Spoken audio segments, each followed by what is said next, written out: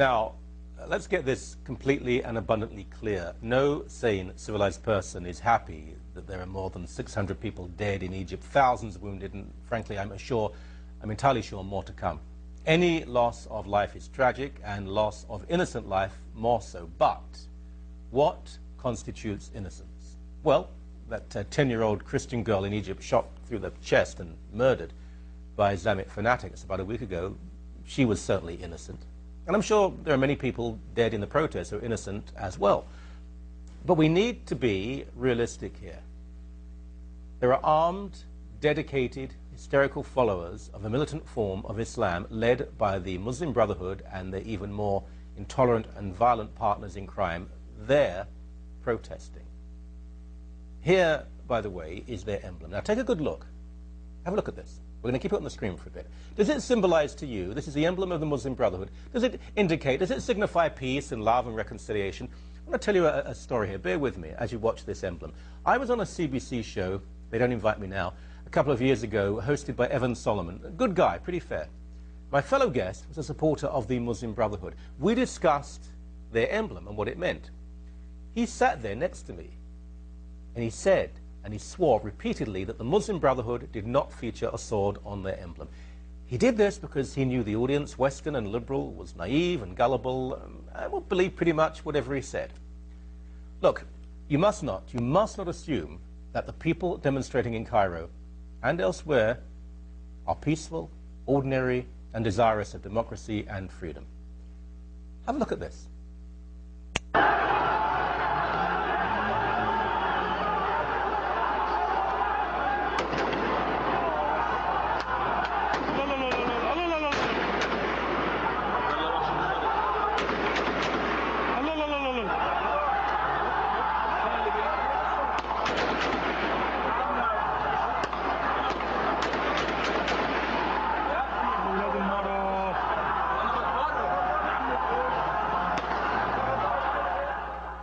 The voice, a person saying, no, no, no, no, no. And the soldier only fired when someone pushed him from the back. It's obvious what happened to these soldiers.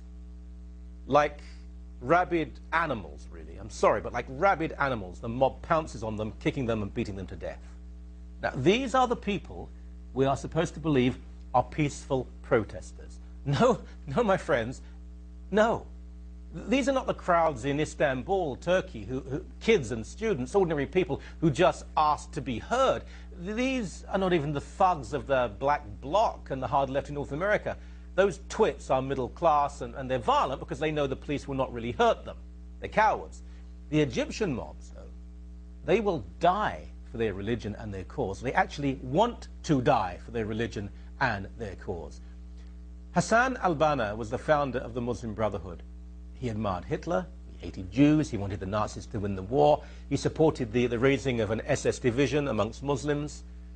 Supporters of the Muslim Brotherhood have assassinated their opponents, they've killed Christians, Jews, Hindus, Buddhists, Baha'i people simply for being different. They believe in a strict, rigid interpretation of Sharia law, leading to the subjugation of women, honor killings, stoning, the execution of homosexuals, the dhimmi status, second-class status of non-Muslims who have to pay a tax merely for existing, an armed jihad against the West and non-believers. They do not believe in democracy. They'll use it, they don't believe in it. They do not believe in freedom. They do not believe in the human rights we take for granted. And they certainly do not believe in peace. Please do not assume that desire for peace that we possess is shared by the Muslim Brotherhood. Martyrdom matters more than morality to them. Death matters more than life.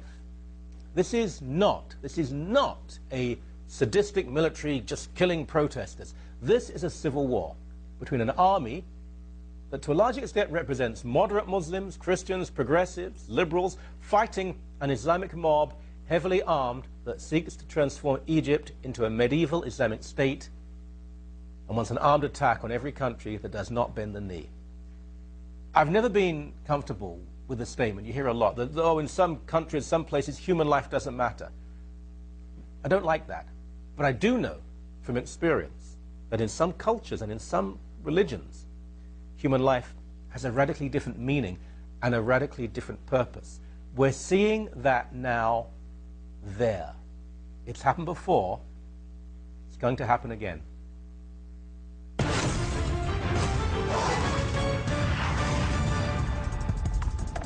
The United States strongly condemns the steps that have been taken by Egypt's interim government and security forces. We deplore violence against civilians. We support universal rights essential to human dignity, including the right to peaceful protest. We oppose the pursuit of martial law, which denies those rights to citizens under the principle that security trumps individual freedom, or that might makes right. And today, the United States extends its condolences to the families of those who were killed and those who were wounded. He's out of his depth here. He is out of his depth, and these are empty words. And he gave about half a sentence of talking about what is effectively the ethnic cleansing of Christians in this country. Alessandro Bruno is with us. He's an expert on the Middle East, certainly about Egypt.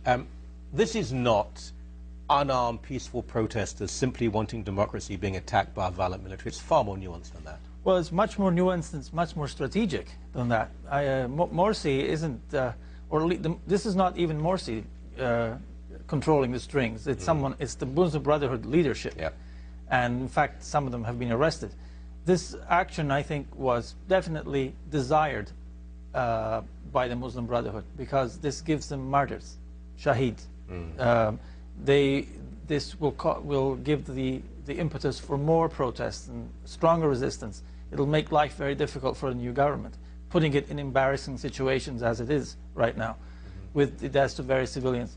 On top of that, you've got a lot of recruits, young recruits in the army and security forces who are scared, and we've seen in Toronto how easily a police force can shoot unarmed civilians recently. So you can imagine multiplying that in a situation of tension, how this could have happened. But at the same time, I have the suspicion that it was not by accident. In other words, this was what the desired outcome.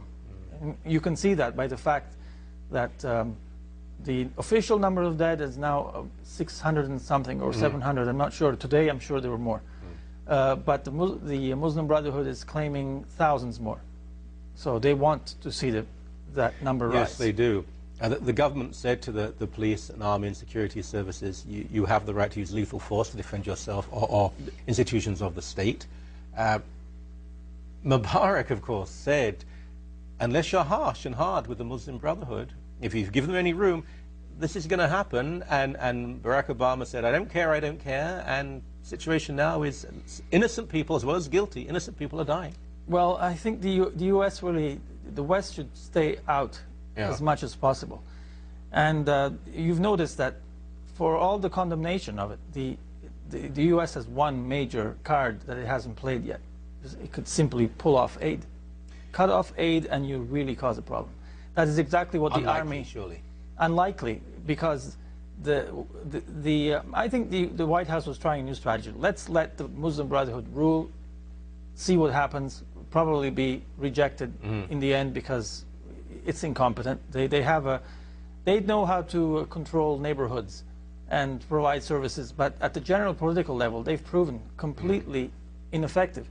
Let's not forget that when Morsi was deposed a month ago, it was July 3rd, he was at most suffering, 22% support. Most of the country was against him, not just the army. So that number probably hasn't changed. It's interesting to note that the more radical Noor party, made up by real Muslim fundamentalists, has not supported the Brotherhood in this stance. Now, explain that to me. That is a very difficult thing to explain. They obviously are competing with that. And let's just accept people aren't following the situation. These are people, I mean, there are wings in the Muslim Brotherhood, and there are certain groups within it who probably don't approve of this. They are more peaceful and maybe more progressive, if you like. But this other party is radical. Pro-complete Sharia, elimination of Christians, and so on. Not only that, one of their main representatives in Parliament was involved in the assassination of Sadat in 1981. And a lot of this is another problem. A lot of people have been released from jails. And I've seen just from the faces of of the crowds. Some of them looked like they were inside in the camped out. I think those are the people who probably were. They were chosen carefully. Let's talk. It's important that we do this about the treatment of Christians in Egypt.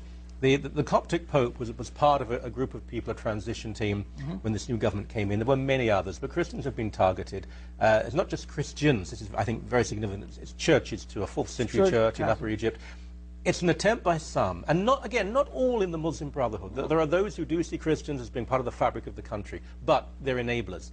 But so many who are demonstrating, who have targeted individual Christians, and they want to eliminate any Christian presence. The churches have to be destroyed. More than 30, it could be as many as 50 by now. Yes, and that's the other problem. Egypt, while very large, the largest Arab country, has very low relative literacy rate, something like 67%, I think I'm being optimistic. Yep. This means there's a huge fodder of people who uneducated, poor, that can be used for that kind of purpose. I don't think it's the intellectuals in the Brotherhood that are targeting the churches, but they can stimulate, and those are easy targets, particularly as the Pope definitely welcomed the new government. And I think the whole world did, quietly. No one wanted Morsi to go on. So,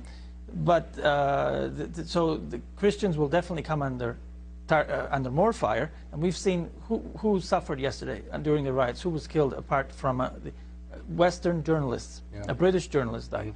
Who killed? I don't think the army killed the British journalists. That was definitely the people in the Brothers. So some people there are armed, and this is going to go on.